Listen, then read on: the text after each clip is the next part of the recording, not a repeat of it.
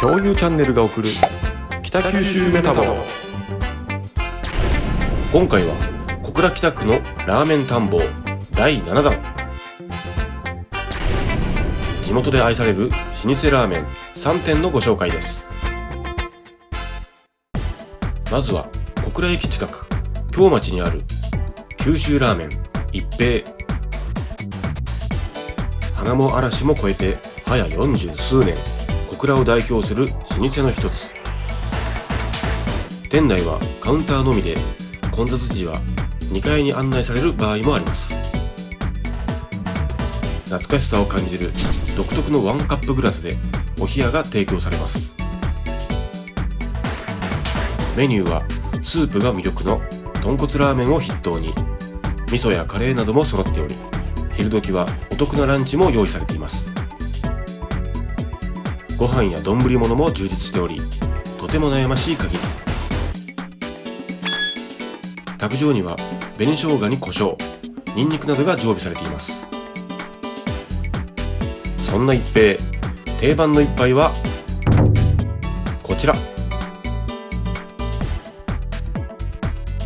褐色に炊き出されたスープとシンプルな具材、ほんのり甘い豚骨の香りが丼を包み込みます。スープは旨味をしっかりと感じつつも、後味はすっきりとした意外にもライトな豚骨スープ。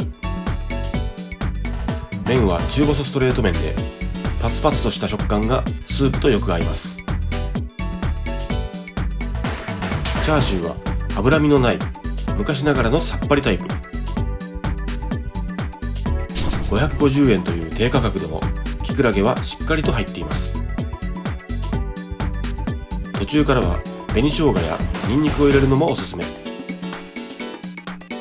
パンチが増して一気にワイルドなラーメンへと変化します。そうなればぜひともつけたいのが白おにぎり。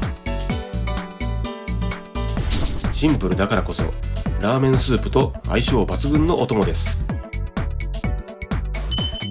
小倉の繁華街で長年佇む、時代に流されない普遍的な美味しさを感じるお店でした。続いてのお店はモノレール三萩野駅から程近くにあるお店、とんこ。日に焼けたのれんと提灯が目印の渋めのお店。年季の入った手前の株が歴史を物語っています。店内は小規模スペースで、テーブル1席とカウンターが数席のみ。お店というよりは民家にお邪魔したような雰囲気があります。メニューはラーメン以外にもかなりの麺類が揃っており、ご飯物も充実。満腹確定の欲張りセットも用意されています。卓上には胡椒や紅生姜、ニンニクや辛みだれなどが置かれています。そんなとんこ、自慢の一杯はこちら。白濁豚骨スープと適度に浮いた油分。北九州ではスタンダードな安定のビジュアル。スープは塩気を感じつつも、豚骨のまろやかな口当たりが舌を包みます。麺は中細麺で、こちらも北九州ではおなじみの麺。特筆すべきはチャーシューで、肉感がありながらも柔らかく丁寧に作られています。もやしやキクラゲも入って食べ応えは十分。元の味がかなりライトなスープなので、ニンニクや辛みだれを入れて味変もおすすめ。辛すぎず適度なインパクトを加えてくれます。さらにこちらは A セットの半チャーハン。卵がしっかり入ったシンプルかつ定番のチャーハン。ボリュームもしっかり、安心の美味しさです。味も雰囲気も優しい、どこかほっこりとしたお店でした。最後にご紹介するのは西小倉リバーウォークすぐにあるラーメン悟空。赤いテントとデカめののれんが目を引く、なんとも存在感のある外観。店内はカウンターのみでかなり狭い空間になっています。メニューは豚骨ラーメン1本に替え玉とおにぎりというとてもシンプルな構成。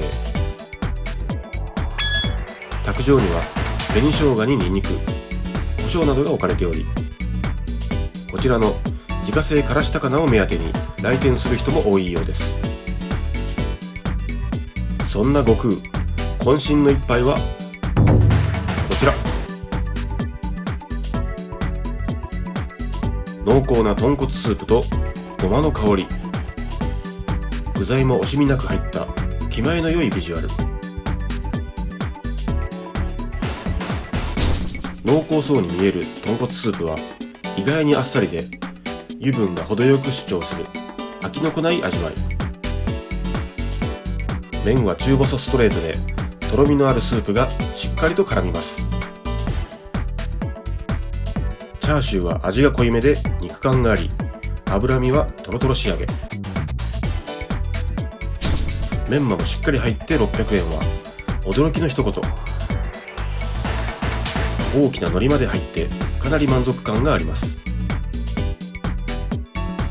悟空に来たからには名物のからし高菜はぜひとも食べたいところ。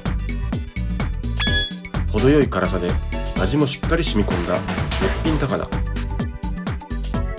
ラーメンに絡めて食べるのがとても人気のようです。そしてこちらは満腹確定の100円おにぎり。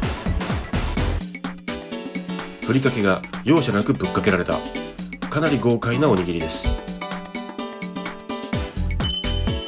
大胆さと繊細さが共存するサービス精神満点の長年愛されるお店です。